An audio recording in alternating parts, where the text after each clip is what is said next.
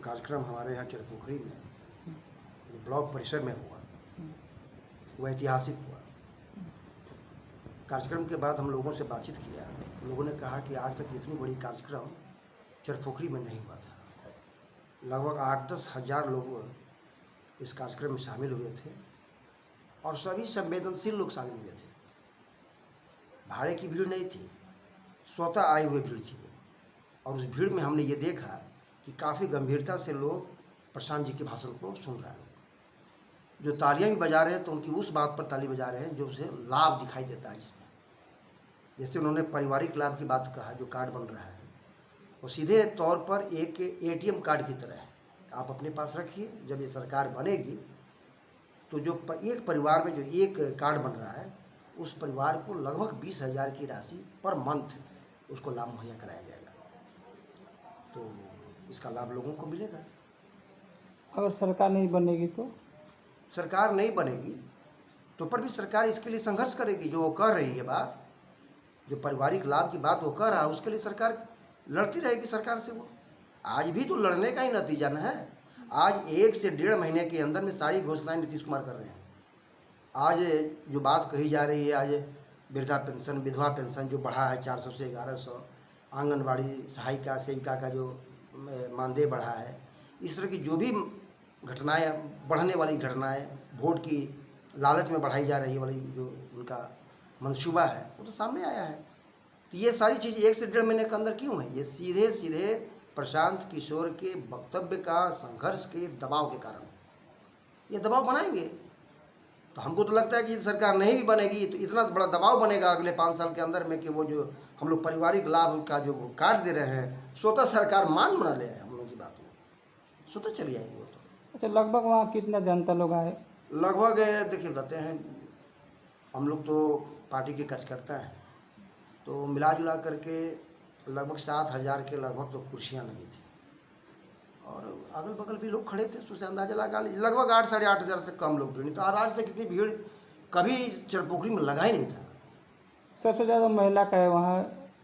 महिला तो कम आई थी उतना। महिला तो आपको जो ज्योतिया का पर्व था और ज्योतिया पर्व जो लोग जो किए थी उसके चलते कुछ महिलाएं कम थी, लेकिन महिलाओं का रुझान बहुत ज़्यादा बढ़ रहा है। अच्छा, एक सवाल है। भारत के पूर्व मंत्री गिरिराज सिंह बोले मुसलमान सरकारी योजना उठा लेते हैं बाकी वोट नहीं देते हैं। ये बताइए, ये तो सवाल ही अपने आप में अजूबा है। भारत जैसे लोकतांत्रिक देश में सबका हक है। यदि मुसलमानों को आप इस दृष्टिकोण से देखते हैं कि हम सरकारी योजनाओं का लाभ देते हैं लेकिन हमको वोट नहीं देता है, तो गिरिराज सिंह जी ये बताए ना कि क्या सारे हिंदू उनको वोट देते ही हैं? जब सारे हिंदू उनको वोट दिए होते तो RJD को कौन देता है, माले को कौन देता है, और जितनी पटियाँ हम हैं उसको कौन देता है? इसका मतलब है कि आपको सारे हिंदुओं का भी वोट नहीं मिलता। और सारे हिंदुओं का वोट यदि आपको मिल जाता है तो इसका मतलब है कि मुसलमान इस देश के नागरिक नहीं है। तो जब आप ही बताइए कि जब देश की आज़ादी के समय जो मुसलमान लड़ रहे थे, उस मुसलमान की लड़ाई में अब आप जो देख रहे तिरंगा झंडा, इसका स्वरूप किसने दिया था? आज आप ही बताइए, सरफरोशी की तमन्ना आज हमारे दिल में है, ये किसने कहा था? इनकलाब जिंदाबाद का नारा किसने लगाया था? अंग्रेजों भारत छोड़ो का नारा किसने? ये सारे तो मुसलमानों का नारा दिया हुआ है। और तिरंगा का स्वरूप तैयब जी ने दिया, जो आप तिरंगा देखते हैं झंडे का, जिसका स्वरूप ही मुसलमान ने दिया हो। आप मुसलमान को किसी भारत से आप इग्नोर करके नहीं चल सकते। मुसलमान हमारे भाई हैं, हमारे अंग हैं, उनका हक है इस भारत की भूमि पर। आप उसको इग्नोर करके और इस तरीके से आप बात कहना कि सरकारी योजनाओं का लाभ ले लेते हैं और वोट नहीं देते हैं, हमको तो लगता है कि आप पूरे भारत में अराजकता फैलाने की कोशिश कर रहे हैं। आप द्वेष पैदा करना चाहते हैं और द्वेष पैदा करके आप राजनीति करना चाहते हैं। इस मंसूबे को हम लोग कभी आपका पास नहीं होने देंगे। आपको आप कभी भी इस मंसूबे पर आप जीत नहीं सकिएगा। अच्छा, जो पेंशन जो बढ़ा है तो कोई बोल रहा है कि प्रशांत किशोर ने बढ़ाया है, कितना ये बात? प्रशांत किशोर, ये तो बात सच है कि प्रशांत किशोर जी ने ही सबसे पहले इस मुद्दे को उठाया। उनका जो हम आएंगे तो 5 काम हो जाएगा, तो उसमें तो पहला काम वही है कि हम 2,000 रुपये करेंगे। तो 1100 तक तो बिना सरकार बनाए ही हो गया है। तो सरकार बनेगी 4 महीने के अंदर में, यदि सरकार बन जाती है तो 2,000 तो स्वतः हो जाएगा।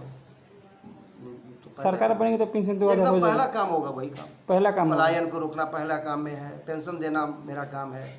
जो बच्चे 15 साल से नीचे हैं और चाहते हैं कि उनके बच्चे सरकारी स्कूल के बजाय प्राइवेट स्कूल में पढ़े, तो प्राइवेट स्कूल में आप नाम लिखवाइए, उसका सारा फीस पार्टी तय करेगी, सरकार तय करेगी। अपना परिचय दे दीजिए। मेरा नाम हुआ घनश्याम राय। हम जन स्वराज पार्टी के प्रदेश कार्य समिति सदस्य हैं, बिहार प्रदेश।